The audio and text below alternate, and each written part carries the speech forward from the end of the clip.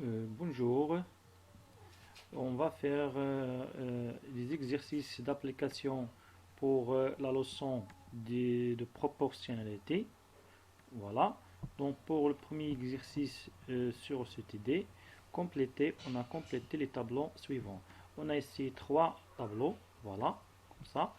Le premier tableau, le deuxième tableau, le troisième tableau. On observe ici qu'on a dans les tableaux ici trois nombres connus et un nombre inconnu. Alors, ce nombre ici s'appelle x, oui, ici y, ici le z.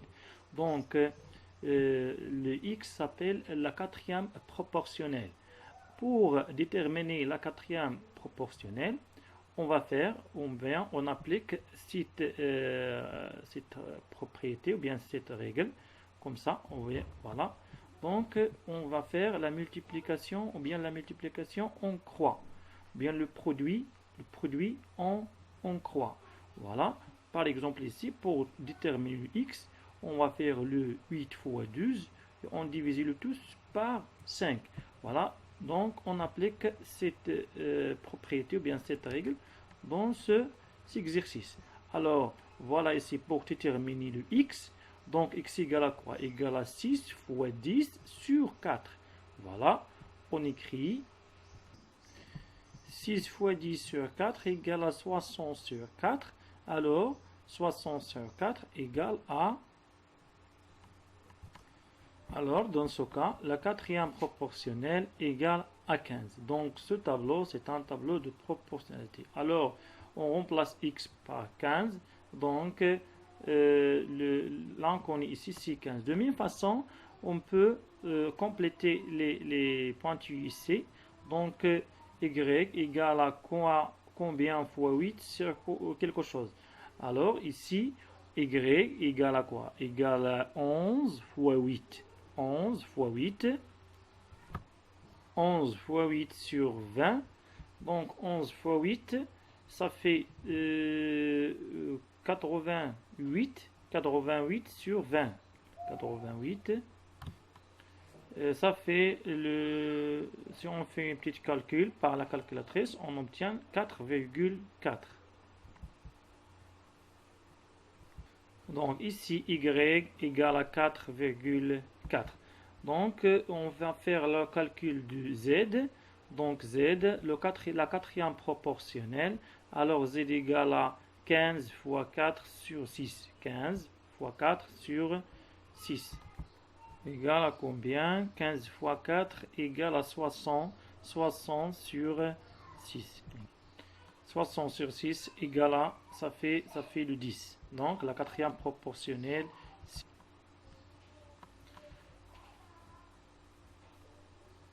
Voilà, donc ici z égale à 10, y égale à 4,4 et x égale à combien? Égale à 15. Voilà, on va faire ici la résolution d'un problème. Voilà, on a ici le problème. Voilà. Dans ce problème, pour l'exercice numéro 3, résoudre les problèmes, bien le problème. 5 kg de pêche coûte 24 €. Quel est le prix de 3 kg de pêche? C'est ça la question dans cet exercice. Voilà. Premièrement, comment on va faire? On va faire quoi? On va faire, ou bien on organise les données dans le tableau. Donc on a de la première ligne quantité de pêche en kilogrammes. Ici le prix en euros. Voilà. Deuxième question, on calcule la valeur manquante avec un produit en croix. Alors on détermine la quatrième proportionnelle. Et enfin, on conclut. Donc on va faire une conclusion. Voilà. Donc ici, on écrit que le prix dans la deuxième, ou bien pour le 5 kg, on a 24 €. Et ici, on écrit, on note 3 kg avec x. Voilà, x euros. Donc on détermine le x. Voilà, comme ça, 5 correspond à 24 et 3 correspond à x. Ici, le prix. Voilà, ici, le prix en euros. Donc, on va faire deuxième étape. Donc, on calcule la valeur manquante avec un produit en croix. Alors, x égale à quoi? Égale à 3 fois 24 divisé par 5. C'est ça, de toute façon, tout simplement. Alors, égale à combien? 24 fois 3, ça fait 72. 72 divisé par 5 égale à 14,4.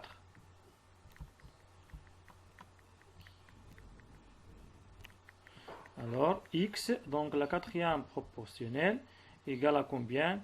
Égale à 14,4. Donc, pour la conclusion, on dit quoi? On dit que le prix de 3 kg de pêche est 14,4. C'est ça la réponse de troisième question, bien troisième étape. Donc, le prix de 3 kg de pêche est 4,4 euros. Donc c'est ça la résolution de ce problème pour déterminer, ou bien il faut déterminer le quatrième proportionnel. Voilà, c'est ça la réponse. Là, mais ici on a un exercice, ou bien un exemple pour les applications, bien parmi les applications du vitesse moyenne. Donc on a pour cet exercice, une voiture roule à 80 km par heure. Quelle distance va-t-elle parcourir si son trajet dure 2h25 minutes? Voilà. Et la deuxième question, combien va-t-elle mettre de temps pour parcourir 76 minutes? Alors, on sait d'après la relation générale de vitesse que la vitesse toujours égale la distance sur le temps. Donc V, on a la relation V égale à D sur T. Voilà, c'est ça la relation. Donc V égale à D sur T. On a la vitesse et on a le temps. Voilà la durée. On cherche la distance. Donc pour déterminer la distance, donc D égale à V fois T. On va faire le produit de T fois le temps fois la vitesse moyenne. Alors, voilà, D égale à V fois T. On remplace ici, mais faites attention, vous avez ici la distance km par heure. Et ici, on a la durée, l'heure et le minute. Il faut convertir la distance ou bien la durée en heures pour simplifier les heures. Donc on a 25 minutes égale à un quart d'heure. Un quart d'heure, bien, pardon, donc 0,5. Il faut faire la règle de 3. Donc correspond à combien? 0,25 ou bien une heure correspond à 60 minutes. Et 0,25 correspond à combien? Voilà. Ah, on a 2h25 minutes égale à 2h plus 0,41 minutes. Parce que le 25 minutes égale à 0, pardon, ici c'est l'heure. Voilà, c'est 0,41. Alors, donc 2 heures plus 0,41 heures, donc 2h,41 égale à 2h,41 heures.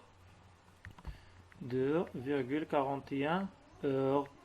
Donc pour déterminer D, on va faire 2, sur le temps, 2,41 fois combien? Fois 80. Donc pour déterminer la distance. Voilà. Donc D égale à 88 fois 2,41 égale à 192,8 km. Donc la distance parcourir, c'est est 192,8 km. Pour la deuxième question, voilà, combien va-t-il mettre de temps pour parcourir 76 km? Alors dans ce cas, on cherche quoi? On cherche T. Donc pour déterminer le T, alors dans ce cas, donc T égale à quoi? Égale à V sur D. Égale à V, c'est la vitesse sur D sur le 76. Alors, T égale à 80 sur 76. Voilà, c'est ça la réponse dans ce cas. Voilà, donc T égale à V sur D. Alors, T égale à 80 km divisé par km par divisé par 76 égale à combien? Alors, égale à 1,05 heure. Une heure est 0,5 heure. Donc, peut-être une heure et peut-être une heure virgule combien? Si 0,05 fois 60 égale à combien? Donc, si on fait la conversion, ou bien convertit les 0,05 en minutes, égale 1 heure et 3 minutes. C'est ça la réponse de cet exercice pour les pour déterminer ou bien pour faire la correction d'exercice 12, les données d'exercice il dit les tableaux suivants sont-ils des tableaux de proportionnalité et justifiés. Alors dans ce cas, on peut déterminer est-ce que les tableaux, bien les trois tableaux sont des tableaux de proportionnalité ou non. Alors dans ce cas, comment on va faire? C'est-à-dire, il faut faire la division du nombre de deuxième ligne sur le nombre de première ligne. Alors dans ce cas, pour déterminer est-ce que les tableaux de proportionnalité ou non, on va faire la division du nombre de deuxième ligne sur le premier ligne. Voilà, par exemple, on va faire 6 sur 4 divisé par 4 égale à combien? Voilà, on utilise la calculatrice. 6 divisé par 4 égale 1,5. Alors, 6 par 4 égale à 1,5. Voilà, on la note que. Et aussi, on va faire le 10,5 divisé par 7. 10,5. 10, pardon. 10,5 divisé par 7 égale 1,5. Aussi égale à 10. Voilà. Et aussi, on va faire le 16,5 divisé par 11. 16. Voilà, 16,5 divisé par le 11 égale aussi, voilà, 1,5. Voilà, donc on a 6 sur 4 et 10,5 sur 7 et 16,5 sur 10. Toutes les quotients sont égaux à 1,5. Alors 1,5 c'est le coefficient de proportionnalité. Alors le tableau A, on dit que le tableau A c'est un tableau de proportionnalité et dans ce cas le coefficient égal à 1,5. Alors pour passer du première ligne au deuxième ligne, on va faire, on multiplie par 1,5. Alors le premier tableau c'est un tableau de proportionnalité. La même chose, de même manière, pardon, on va faire on peut déterminer est-ce que le tableau B, est-ce que c'est un tableau de proportionnalité ou non. Voilà. On va faire quoi? On va faire la division du 8 sur 10. Voilà. 8 divisé par 10. Voilà. 10 égale à 0,8. Alors ici égale 0,8. Donc ici on va faire 12. Plutôt si 12. 12 divisé par 15. Voilà, égale 0,8. Et aussi 40 divisé par 50, voilà, égale à 0,8 aussi. 60 divisé par 75 égale à 0,8. Là, on a 8 sur 10 égale à 12 sur 15 égale à 40 sur 5 égale à 60 sur 75 égale à 0,8. Donc 0,8, donc toutes les quotients sont égaux.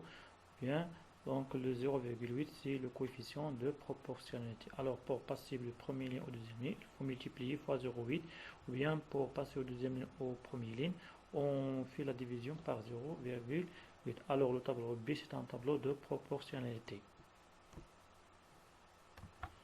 Mais pour le tableau numéro 2, on a dans le premier l'âge en années et la taille en centimètres. Alors on a ici, on peut vérifier est-ce que la situation, bien le tableau c'est un tableau de proportion ou non. On va faire la division de 80 sur 2, ça fait 40. Voilà. Et on a 100 divisé par 5 égale à combien? Égale à 40 aussi. Mais le 120 divisé par 10 égale à 12. Alors, les deux quotients, les deux premiers quotients sont égaux, mais le 120 sur 10 différentes à les autres quotients. Alors, dans ce cas, le tableau, ce n'est pas un tableau de proportionnalité parce que les quotients sont différents. Les quotients sont différents. Voilà. Là, voilà les quotients. 8 sur 2 égale à 40. 100 sur 5 égale à 20. 120 sur 10 égale à 12. Donc les trois quotients sont différents. Donc le troisième tableau, ce n'est pas un tableau de proportionnalité. Alors les deux premiers tableaux, A et B, c'est deux tableaux de proportionnalité. C'est ça la méthode pour vérifier est-ce que le tableau est un tableau de proportionnalité ou non. Alors, mais pour l'exercice suivant, on donne les graphes suivants. Première question, on a ici le graphe, l'âge en fonction de la taille, ici la longueur de côté en fonction de périmètre de carré. Voilà, on a deux types de graphes. Voilà, à partir de graphes, on a le premier graphe c'est en droite, le deuxième graphe c'est en courbe. Voilà, utilisez les graphes pour compléter les tableaux suivants. Voilà. Pardon. Et voilà, le premier tableau, on a le premier tableau et le deuxième tableau. L'âge, donc 0 pour l'âge, 0 correspond à combien? Si entre le 40, le milieu de 40 et 60, donc c'est 50. Donc 0 correspond à 50 et 2 correspond à 80. 2 correspond à 80. Voilà. Et pour le 10, on va faire la projection orthogonale sur la courbe et aussi la projection sur l'axe d'ordonnée. Donc 10 correspond, voilà, à 120. 10 correspond à 100. Voilà. Mais pour le deuxième tableau, tableau numéro 2, la longueur de côté en centimètres, 0 de 6. Voilà, 0 correspond à 0. Voilà. Pour le 2 correspond à 8. Donc, projection orthogonale de 6 points sur l'axe d'abscisse c'est 2. Sur l'axe d'ordonnée c'est 8. Donc, et aussi, la valeur correspond à 6. Voilà, égale, voilà 6 par 24. Donc, 24 correspond à 6. Voilà, 6, longueur de 6 cm par périmètre, c'est 24. Voilà, c'est ça la question numéro 1. Donc, la deuxième question, ces tableaux sont-ils des tableaux de proportionnalité? Voilà. Est-ce que les tableaux sont des tableaux de proportionnalité ou non? Alors, comment on va faire? On va faire quoi? On va faire comme la méthode ou bien comme la méthode du premier exercice. bien l'exercice précédent. On va faire la division des nombres de deuxième ligne sur le nombre de première ligne. Alors dans ce cas, si 50 sur 0, ça fait 0. Mais 20 divisé par 2, c'est 40. Alors, automatiquement, on a les deux quotients sont différents. Ici 0, ici le 40, et ici le 2. Donc, le premier tableau, ce n'est pas un tableau de proportionnalité. Mais pour la deuxième tableau, on a 0 sur 0, ça fait 0. Voilà. Donc, premièrement, on ne fait pas la division par 0. Donc, c'est impossible. Mais 8 divisé par 2, ça fait 4. Et 24 par 6, ça fait 4. Alors, deuxième tableau, c'est un tableau de proportionnalité. Parce que, c'est quoi? Les nombres de première ligne est proportionnel par les nombres de deuxième ligne. Donc, pour passer de première ligne aux deuxième ligne, on va faire la multiplication du nombre fois combien? Fois 4. Alors, 0 fois 4, ça fait 0. 2 fois 4 égale à 8. 6 fois 4 égale à 24. Donc, et le coefficient, c'est 4. Voilà, le coefficient, c'est 4. Alors, le tableau numéro 2, c'est un tableau de proportionnalité. Pour la question numéro 3, à ton avis, comment peut-on reconnaître graphiquement une situation de proportionnalité? Alors, dans ce cas, si on a donc la différence entre les deux graphes, donc le premier graphe, le premier graphe, c'est un courbe, donc ce sont 10 points non alignés, ne sont pas alignés et ne passent pas à l'origine. Mais pour la deuxième, c'était donc tous les points sont alignés avec l'origine de repère. Donc c'est un droite qui passe par l'origine. Alors si on a un graphe se forme d'un droite ou bien tous les points sont alignés avec l'origine, alors dans ce cas on dit que le graphe représente une situation de proportionnalité. Voilà. Donc, alors c'est ça la question ou bien la réponse de question numéro 3. Alors on dit que dans ce cas, une situation de proportionnalité, c'est quoi une situation de proportionnalité? Et voilà, est représentée graphiquement par une droite passant par l'origine. Si on a la droite passe par l'origine de repère, alors le graphe représente une situation de proportionnalité. Dans ce cas, c'est le graphe numéro 1. C'est ça la réponse de cet exercice. Et merci de votre attention.